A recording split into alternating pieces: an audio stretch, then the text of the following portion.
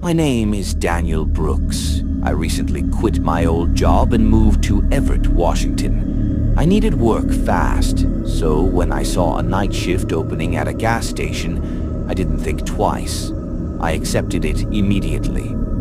The station was called Red Pines Fuel Mart, located right off a quiet highway.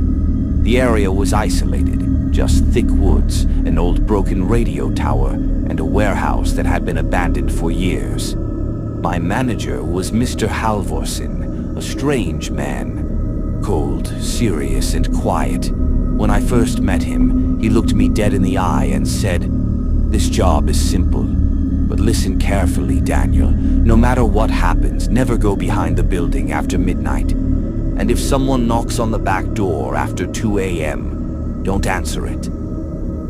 At first I thought he was just messing with me, like some weird hazing ritual.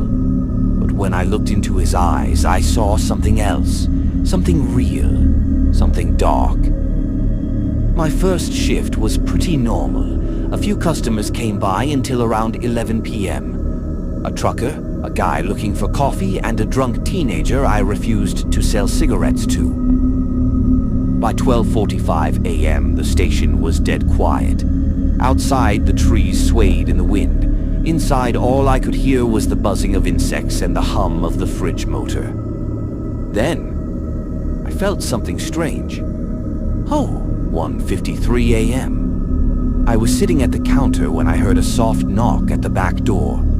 Thack, thack, thack. My heart skipped a beat. Mr. Halvorsen's warning echoed in my mind. Back door after 2 a.m. Never open it. But it wasn't even 2 yet. I checked the CCTV. The back door camera showed nothing. No person, no movement. But the knock was real. Again, thack, thack, thack. I ignored it. The next 3 nights were quiet. Except once, I thought I saw a shadow by the back door. But every time I checked the footage, nothing was there. On the 4th night, things changed. 2:06 a.m. I was making coffee when I saw someone standing outside the front glass. He wore a black hoodie. His face was hidden in the dark. His arms were weirdly long and skinny, like not human proportions. He didn't come in, he just stood there. I pressed the intercom button. "Hey, we're closed. You need something?" No reply, just silence. Then, he lifted his hand and pressed it against the glass. It left a bloody handprint. I ducked behind the counter, heart pounding. When I looked back, he was gone. Only the handprint remained, but then slowly it faded, disappeared into thin air. Next shift, I confronted Mr. Halvorsen. "What the hell is going on here?" He didn't say much, just led me into his office and opened a locker.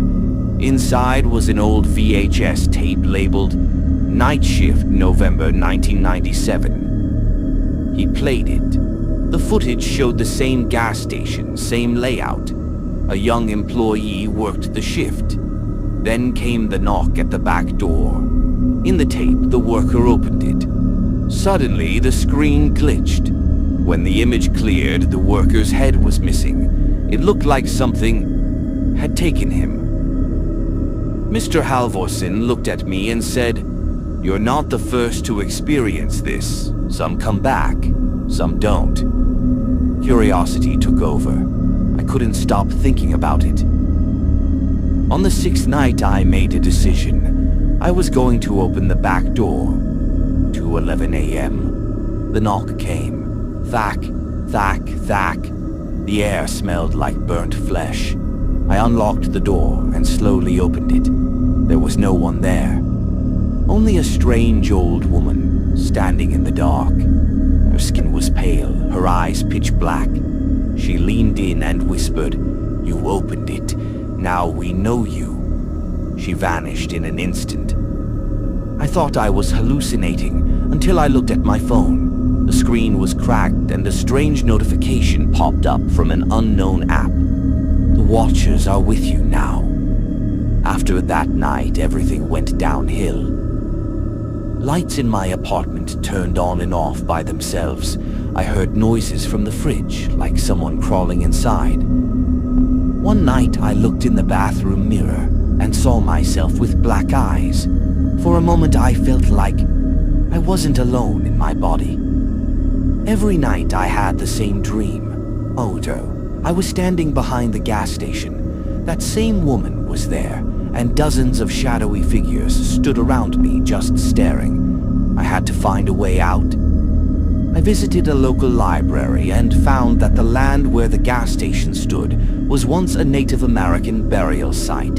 It was said that disturbing the ground could release ancient spirits called the Guardians of the Night. I found an old diary. It described a cleansing ritual, but with a warning. If you start the ritual, you must complete it, or else you'll stay trapped forever. I prepared everything: salt circle, old symbols, candles, and a dagger that had been buried with the dead. 2 a.m. I started the ritual. The candles flickered wildly. Just as I was about to say the final chant, the power went out, pitch black. Then he appeared, the man in the black hoodie, but this time he was inside. His eyes glowed red, his mouth slowly opened, and faces started pouring out, screaming, crying, burning. I kept chanting. Blood dripped from my nose. Shadows tried to drag me away. But as soon as I finished the last word, everything stopped. The shadows vanished. The power came back. Silence. Epilogue. Resignation. Next morning, I handed Mr. Halverson my resignation letter. He didn't say anything, just handed me a paper that read, "You're lucky, Daniel. You followed most of the rules."